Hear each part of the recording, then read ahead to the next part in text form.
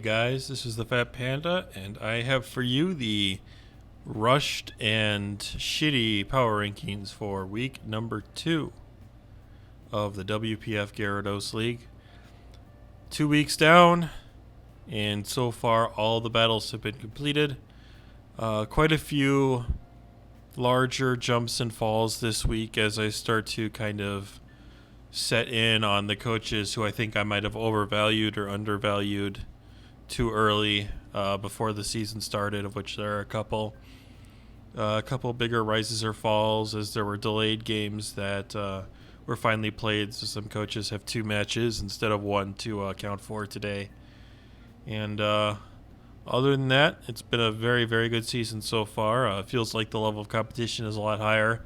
So while, these are all technically ranked 1 to 16 or whatever, the actual gap between a lot of these people is fairly minimal at best, and it's mostly just a gut feeling or, whatever team I feel like played the right way or whatever the past week. There's really only 2 tiers as far as I can see right now. There's the coaches I'm pretty sure are going to make the playoffs or in the fight, and then there's a few coaches where I'm pretty sure it's not going to be a problem for them to miss the playoffs. Well, it'll be a problem for them, but yeah, you know where I'm going with that. The coaches who are not doing so hot. But outside of those 2, within those 2 tiers, all the coaches are basically just neck and neck.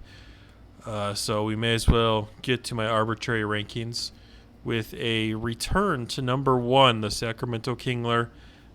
Brutal week 1 loss, but in week 2 they redeemed themselves, crushing the Madison Machamps with a Scarf Track in, Pasho Berry, Rotom Heat for the rain. And despite falling into the trap of Flame Body Defensive Volcarona several times, I believe it got 3 burns off physical moves this week, still managed to be in a strong enough position to overcome that and got a very good win, good prep, good playing, overcoming technically what could be considered bad luck, and well-deserving to rise back up in the power rankings. We have a new number 2 for you guys, the Vegas Golden Magnemites, up to 2-0 on the season. Played very, very well against the Melbourne Lucarios last week. Some fantastic prep choices that we saw. Maybe there were more that we didn't, but Whirlwind Drapion was fantastic. Managed to stop a setup Corviknight before it got started. Burning Jealousy Grimmsnarl dealt with the Corviknight when the Corviknight came back in, getting a burn off of it with that guaranteed burn chance if the opponent raises their stats that turn. So that was really, really impressive to see. Especially combined with Taunt meant he couldn't keep boosting and try to get past the burn. Just had to attack and deal with it. And you know what? Good prep and good play isn't rewarded with just a little bit of luck. Several Hustle Durant misses peppered in throughout the battle, which widened the gap between the 2 teams for the match. But, even then, I think Vegas was playing very well. Maybe it wasn't a guaranteed win by any means, but certainly helped a little bit. At number 3, we have the West Texas Weeviles.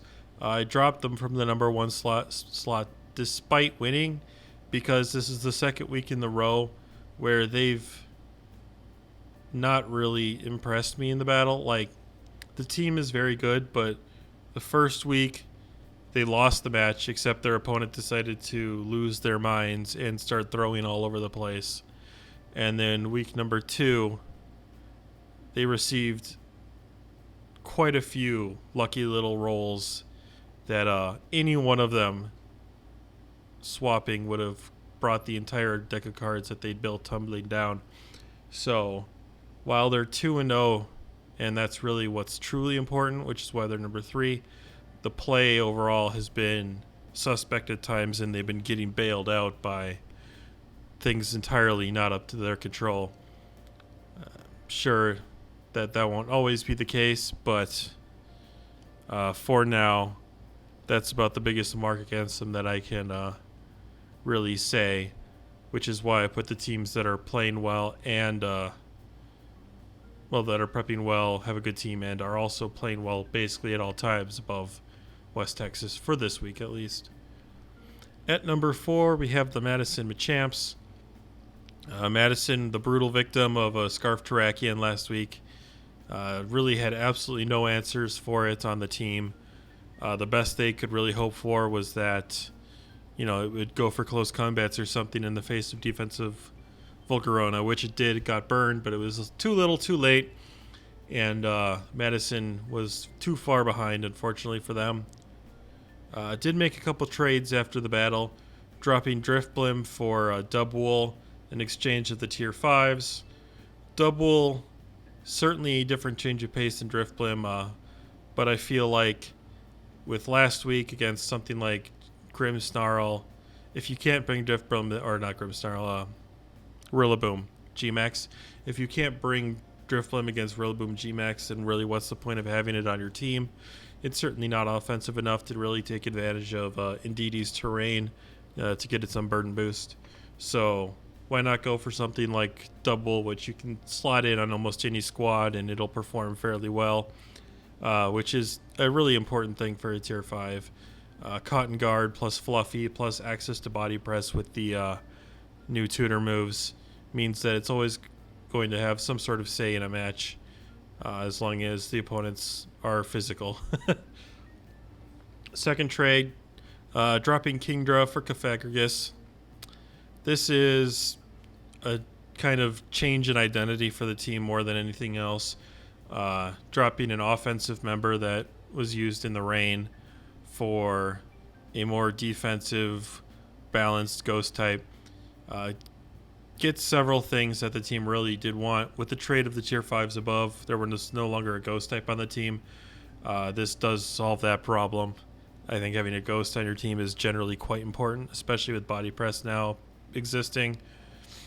Having something that can be immune to that is very important, because nothing is more threatening than a Mon that is focused entirely on defensive stats, yet they're still also to sweep your team for God only knows what reason. While I love using it, I think Body Press is one of the worst design moves in a long time.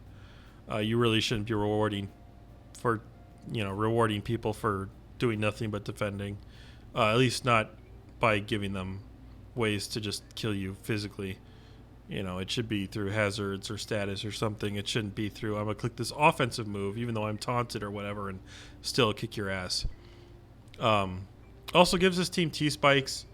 I think T-Spikes, whenever you've got a decent amount of balance mons like Chansey or Pelipper to a point or Klefki, Toxic Spikes are very, very good.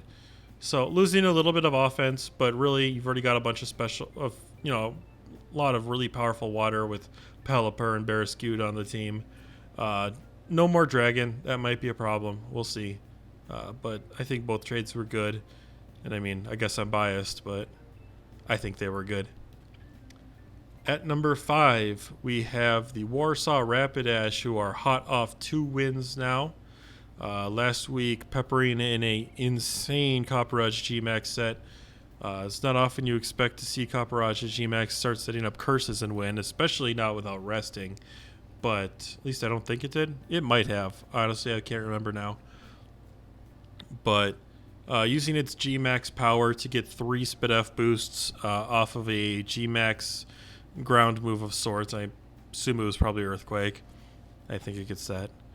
And then just setting up curses and sweeping the rest of the team was very interesting to see. Certainly nothing I would have ever expected had I not seen it used against someone else. So very good tech there. Interesting to see if he tries to bring it again later in the season or not, now that the cat is out of the bag. But certainly got the win this time. At number 6, we have the Rochester Raboot. Certainly the biggest upset of the week as they lost to the Bolton Boldores. But overall, just wasn't very good play from Rochester this week. A couple times they just looked quite overwhelmed and really just couldn't handle combination of the sun that Bolton brought. At number 7, we have the Minnesota Lycanrocs, who picked up a victory this week over the ASU Marills. A few gambles by Minnesota this week that I don't think were particularly wise, specifically constantly trying to set up Corviknight in front of a Dracovish that, while I have no actual confirmation, I'm like 90% sure it was choiced. And he had 3 water immunities, so when it locked itself into Vicious Rend, I'm pretty sure at that point you should just be cutting your losses, because if you get crit, you lose Corviknight, and you are really more on a back foot than you would have been had you just gone any one of your water absorbers. So, but I mean, even with what I think was not good play in that specific scenario, they managed to really kind of recover, I guess, as you will, with a few good plays.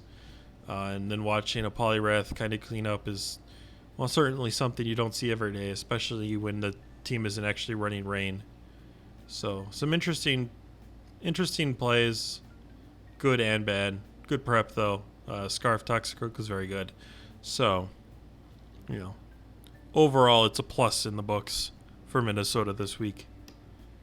At number 8, seemingly tied with Minnesota no matter what, are the Melbourne Lucarios. This week, we'll certainly be cursing their luck.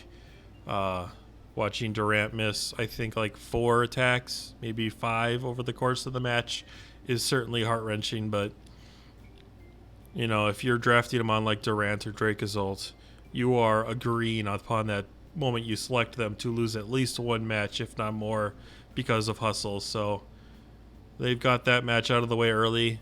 Now they just have to hope that this just one they pay the price for this season. Other than that, G-Max Alchemy certainly did a lot more work than you'd generally expect it to this week. It actually got 2 kills, I believe. I think it got 2. But yeah, it already has done more, I believe, than it did all of last season combined. So certainly good to see it being put to any sort of good use. Just really couldn't overcome those Durant misses, which turned what could have been a 50-50 game into super on the back foot. At number 9, we have the Alanta Bedrilles, who are certainly the, once again, team that I seem to have underestimated early. Some trades made last week certainly helped the team look a lot better than it did before, but I can say with 100% confidence that I have underestimated G-Max Venusaur. Even with getting the Sun, since Alanta didn't have Ninetales in week 1, I really wasn't convinced it was going to be all that good, but this week certainly put my thoughts to shame. Picking up 3 KOs after Choice Scarf, Mamoswine kind of cleaned up some of the real threats like Gengar. So some really good play from Alanta, showing me that G-Max Venusaur is definitely better than I thought it was. Certainly making a case for why it shouldn't have been in the tier 2 for G-Maxes in the first place. And it's certainly been fun to watch these couple of victories by Alanta. We'll see if they can continue to prove my preseason rankings wrong and keep rising in the ranks, or if they'll stumble in what is probably their toughest match so far this season this week with the Half Moon Hydreigon on the horizon. Speaking of the Half Moon Hydreigon, going from 0-0 to 2-0 between power rankings certainly constitutes a jump. And while I think it's still probably one of the weaker teams in the draft, if not the weakest, getting 2 victories shows that, if nothing else, Half Moon will know how to play this team at the very least. Blastoise has looked invaluable these 2 matches, showing off Shell Smash in 1 match, and then in the match this week showing off that you can run defensive Blastoise and still get away with it these days, with Flip Turn especially becoming a huge boon to it. Flip Turn and Protect were really all he needed, because with Toxic Spikes, the entire enemy team was essentially poisoned, and all you got to kind of do is just stall it out, wait for the things to get weakened, and then pick them off one by one, which is what Half Moon did this weekend. certainly worked out very, very well for them. At number 11, we have the Bolton Boldores showing off the bigger upset of the week, taking down the Rochester Raboot. A wonderfully prepped match for Boston, or Bolton. Something you don't see every day was Togetic with dual screens, Nasty Plot, and Baton Pass. And while it didn't do a whole ton over the course of the match, it was certainly fun to see that.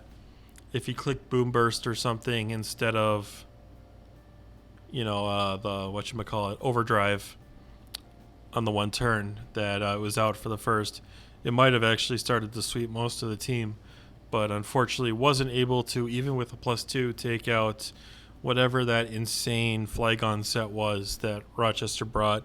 Had to be, I haven't looked at calcs or anything, but a +2 Boom Burst not taking out a Flygon. That had to be heavily invested in HP, which I believe it was, and then God only knows, AV even? It's got to be a lot of investment to survive that, I have to imagine. That or it was Technician Toxtricity by accident, or not Technician, Plus or whatever its other ability is, not Punk Rock. Who knows? There was something weird there. Maybe just really invested Flygon. Regardless, no one needs to talk for 45 seconds about +2 Toxtricity into a Flygon. Everything else Bolton did was just really good. Managed to save Venusaur for the very end of the match. And in the sun, Venusaur is always going to at least do well for cleaning up, especially with access to Weather Ball and Earth Power now. Just 2 matches this week where the Venusaur was what cleaned it up, so starting to feel like I might have underestimated Venusaur this season. Both teams that have it are using it to quite a good extent. At number 12, we have the ASU Marills. A team I thought might have had the highest promise in the beginning of the season has come crashing down due to constant misplays and mispreps, which has been quite unfortunate to see. Would have been hard to think that Webbs plus G-Max Lapras plus Melmetal plus Dracovish would be 0-2 after 2 weeks, but here we are.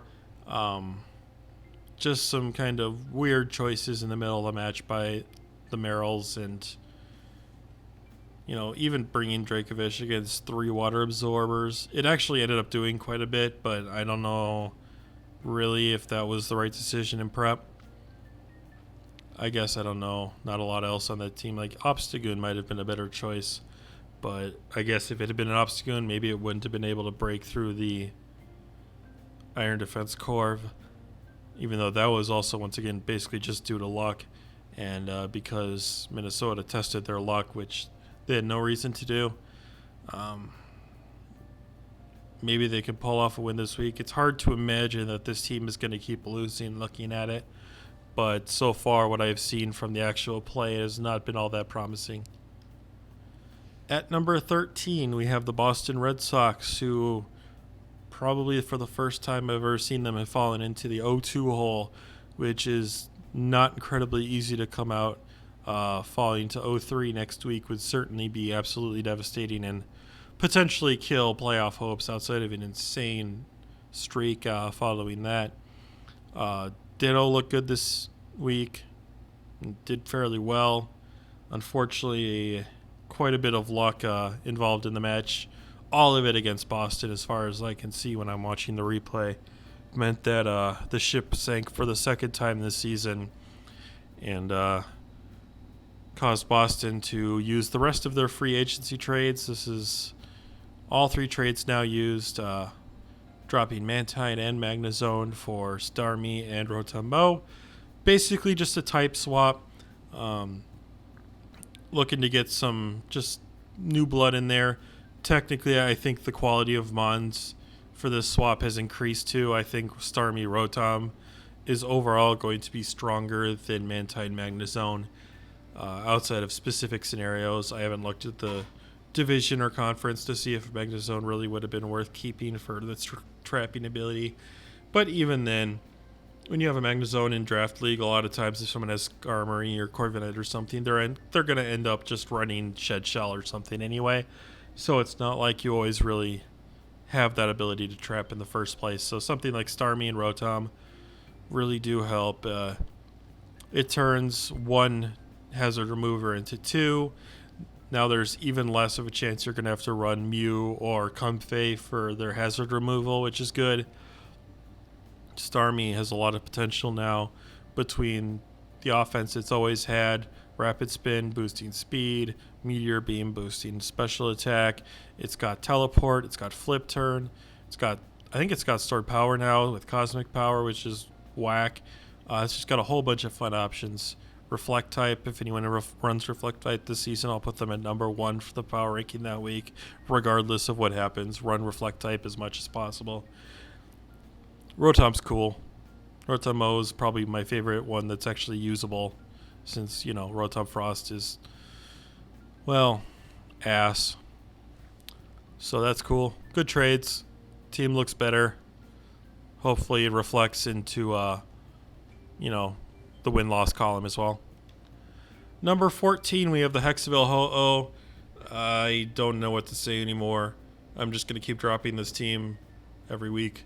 The team itself looks really good, but the play has been absolutely horrendous, and both matches have just been essentially no contest, where Hexavale's just been completely overwhelmed over and over again. So, as good as the top end of the team might be, and I mean, good lord, look at the top half of that team. The play itself has been subpar and really just not looking good. At number 15, we have the South Beach Shaman, who have lost the 2 matches this week they played since they didn't play week 1. Both matches did look all that good. Throwing away Gengar this week against Scarf Mamoswine. I don't know if I'd ever be brave enough to test to see if that was a Scarf Mamoswine or not, especially because there's no way I'm even really going to know if I can kill it. It's a lean Mamoswine. It's either going to be Scarf or Sash. Either way, Gengar is fucked. So I don't think staying in was certainly the right play. And once Gengar was gone, it was only a matter of time until that G-Max Venusaur came in, because there really wasn't anything else that was going to be stopping it. So unfortunately for South Beach, that devastating turn 1 really just kind of ended it for him. At number 16, we have the GWS Galladiators, who have fallen back down to last place. I bumped them up after the trades they made. I thought the team certainly got better than it was before, but the prep and the play last week were kind of the same as week 1, and they were just really not good. I don't know what possesses the Gladiators to essentially never bring, or at least never use, hazard removal. I can't even begin to count the number of matches I've watched someone set up 1 or 2 layers of toxic spikes and then just kind of bleed them out. It happens all the time. It just seems like they have a lot of trouble dealing with people who use balance, essentially. Other than that, there were some weird sets. I'm not sure what physical offensive Liepard is really supposed to accomplish. Scarf Urshifu, it's just not very strong. Like, it's not like it's dark. It's the water one. It's not that great. Inteleon, maybe if he'd had focus energy on it or something before he went into GMX form, it could have accomplished something. But really, in the end, it all came down to just letting those toxic spikes go for free and not being able to remove them. There was no recovering from that. And those kind of mistakes in prep and play are really going to keep the Gladiators down, unfortunately, week after week. They're things that they're definitely going to have to fix in order to start racking up anything in the wins column. And then finally, here we go. We got overall rankings for you guys showing the drops and the rises for the teams. As you can see, there's been quite a bit of shuffle this week. Weeks 2 and 3, I feel like, have some of the most actual number changes for me, because it's when I'm starting to really get a sense of what teams are, like what coaches really feel, are in tune with their teams and are playing well. And so a lot of times my, initial impressions when I just look at a team are not going to be right. Alanta, I didn't like his teams. He made some trade. He's been playing well, so he's going to keep rising. Half Moon went from 16 to 10 because I thought the team was garbage, but he played it fantastically for 2 matches in a row. Hexaville, I thought the team was really good, but the play has been very, very bad, so they've been dropping. Other than that, just shifts here and there as they kind of settle into roughly what level I think the coaches are going to be in this season. MVP-wise, Mamoswine broke the tie this week, rising up to the number 1 slot. Blastoise coming out of nowhere, playing 2 weeks in a row. Surprisingly, got one of those KOs from week 1 when I think it was Shell Smash. 3 of them from its defensive week last week. And then Urshifu single strike on the Rochester Raboot will probably be a staple all season long on these rankings. We'll just have to see. That's all I got for you guys this week. We'll see you all after the week 3 matches are completed. See you then.